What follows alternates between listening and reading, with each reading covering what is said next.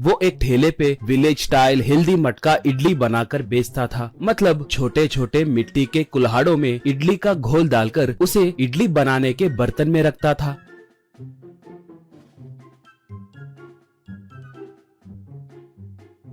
वो भाप में अच्छे से पकने के बाद चटनी और सांबार डालकर ग्राहकों को देता था। उसका स्वाद बढ़िया होने के कारण उसके यहाँ लोग उमड़ कर आते थे।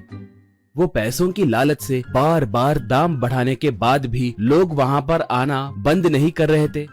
चौहान को पत्नी और 2 बच्चे थे। दोनों बच्चे सरकारी स्कूल में पढ़ते थे। आए दिन चौहान की पत्नी बच्चों के लिए लंच बॉक्स बनाकर देती थी। वो लेकर दोनों बच्चे स्कूल जाते थे। कभी कभार खाना बनाने के लिए देरी होती तो तुम्हारे पिताजी को देकर भी जाऊंगी, अब तुम जाओ, कहकर बोलती थी। उनके जाने के बाद वो लंच बॉक्स बनाकर चौहान को देती थी। उसे लेकर चौहान ठेले को ढकेलते हुए स्कूल के पास जाकर वहाँ पर बच्चों को देता था। एक बार वो हरदम के जैसे ही लंच बॉक्स लेकर बच्चों के स्कूल के पास आया। दोपहर के भोजन की घंटी नहीं बजने के कारण चौहान इंतजार करने लगा था। वहाँ पर देखा तो थोड़े बच्चे दिखे। उनमें से एक मोटा बच्चा भी था। वो बाकी के बच्चों से, देखो ये हार गया है, अब ये आंखें मुझकर 10 तक गिनेगा, हम सब जाकर छिप जाएंगे। तुम आंखें बंद करो, कहते ही एक बच्चे ने अपने आंखें बंद कर ली। सारे बच्चे भागने लगे। एक बच्चा ड्रम के पीछे, दूसरा बच्चा पेड़ के पीछे, तीसरा बच्चा एक खम्बे के पीछे, ऐसे सब एक एक जगह छिपना शुरू किए। वो मोटा बच्चा जिस पेड़ के पास चौहान खड़ा था उस पेड़ के ऊपर चढ़कर बैठ गया। वो बच्चा सबको ढूंढते ढूंढते चौहान के पास आया। चौहान उस बच्चे से, क्या रे, किसके लिए आए हो, पूछा। वो बच्चा तब, हम लुका छुपी खेल रहे हैं अंकल, सब यहीं कहीं छिप गए हैं, बहुत ढूंढने के बाद भी कोई नहीं मिल रहा है, कहाँ छुपे पता नहीं, कहा। चौहान, वो लोग कहाँ पर छिपे हैं मैं बताऊंगा, उनसे मत कहना, कहा। वो बच्चा तब, बताइए अंकल बताइए, वो कहाँ पर है, कहा। चौहान तब, बताए तो मुझे क्या फायदा, जेब में कितने पैसे हैं, वो पैसे मुझे दिए तो मैं बताऊंगा, कहा। वो बच्चा जेब में से 100 रुपए निकालकर उसे दे दिया। चौहान उन्हें जेब में रखकर, वो देखो उस ड्रम के पीछे एक बच्चा है, देखो, कहा। बच्चा तब, क्या वहाँ पर, सच, कहकर शक से पूछा। चौहान तब, क्यों तुम मुझ पर शक कर रहे हो, इतना बड़ा आदमी बोल रहे तो यकीन नहीं करोगे क्या, माँ कसम जाकर देखो, कहा। वो बच्चा जाकर ड्रम के पीछे मौजूद बच्चे को पकड़ लिया।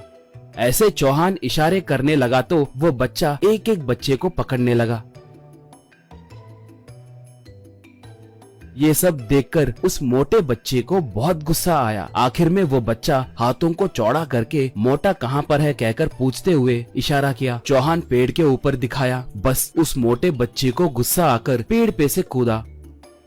ये देखकर सारे बच्चे चौहान को घेर लिए। चौहान जरा घबरा गया। वो मोटा बच्चा तब, तुम कौन हो, कहकर पूछा। चौहान तब, क्या मैं कौन हूँ तुम्हें क्यों बताऊं, कहा। वो बच्चा, बताओ बे निकम्मे, कहकर उसे मारने हाथ उठाया। चौहान घबराकर, बताऊंगा भाई बताऊंगा, मेरा नाम चौहान है, कहा। वो बच्चा तब, ठीक है यहाँ पर क्यों आए, पूछा। चौहान, हमारे बच्चे यहीं पढ़ते हैं, उन्हें लंच बॉक्स देने के लिए आया हूँ, कहा। वो बच्चा तब, भोजन देने के लिए आए थे ना, तो चुपचाप भोजन दिए बिना ये घटिया हरकतें क्यों कर रहे हो, कहा। चौहान तब, क्या घटिया काम, बेटा मैंने कैसा घटिया काम किया, कहा। वो मोटा बच्चा तब, छोटे बच्चे के पास से पैसे लेकर हम सबको पकड़वाना मैंने नहीं देखा सोच रहे हो क्या, बुड़बक कहेंगे, कहा। चौहान तब, देखो बेटा बड़े लोगों को ऐसे गाली नहीं देते, ये गलत बात है, कहा। वो तब, तुम बड़े आदमी के जैसे बर्ताव नहीं कर रहे हो ना।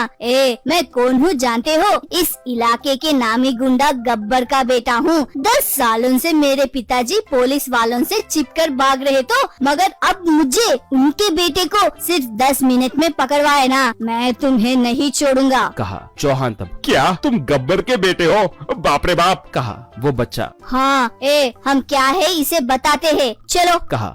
बस सारे बच्चे मिलकर चौहान को खूब पीटकर उसके ठेले को नाश कर दिए। चौहान लंगड़ाते हुए घर को निकला।